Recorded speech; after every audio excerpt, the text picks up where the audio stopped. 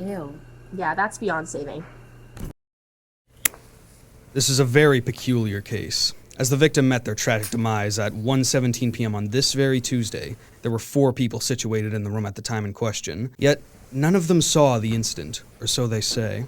I will uncover this case's mystery, for I am the seeker of truth who stands up in the face of evil. I am the hope of those who cannot protect themselves. I am an ace detective.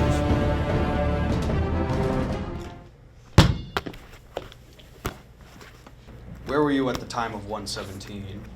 I was watching Westwood film, bro. What else would I be doing in history? I was studying for an AP Calc test. You really think I'd risk my grade? I was online shopping, duh. Like, can I go now? Hey.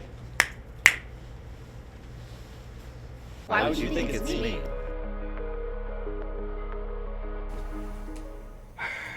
That was a bust.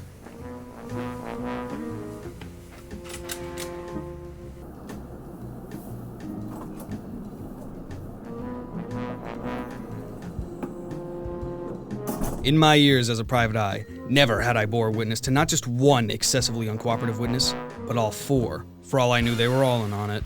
This case is going to take all my skills as an ace detective to solve. What are you doing here?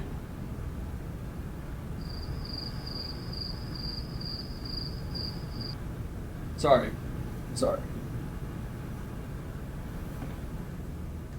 Once again, I find myself walking the lone path of justice, for no other can or seemingly will help me uncover the truth.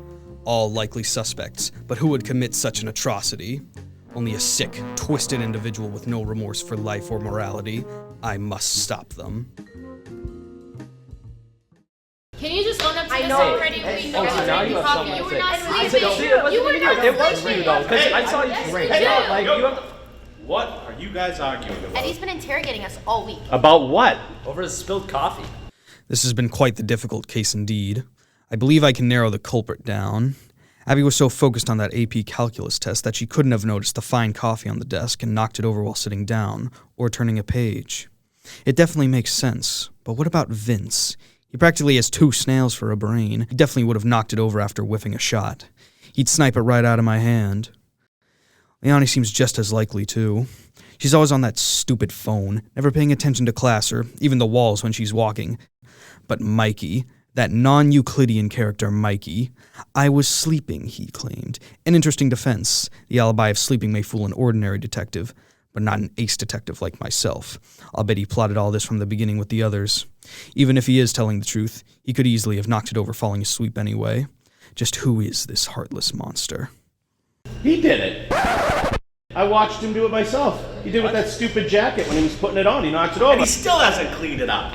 Come on, Eddie. Are you serious? A week for this? Seems this tragedy has finally been solved. The culprit was myself all along. It would seem even the purest heroes have the darkest villains inside them. I don't know if I'll be able to call myself an ace detective for a while. In light of this case, I'll need to go searching. Not just for my redemption, but the true meaning of justice, evil, and the finest brew of black coffee.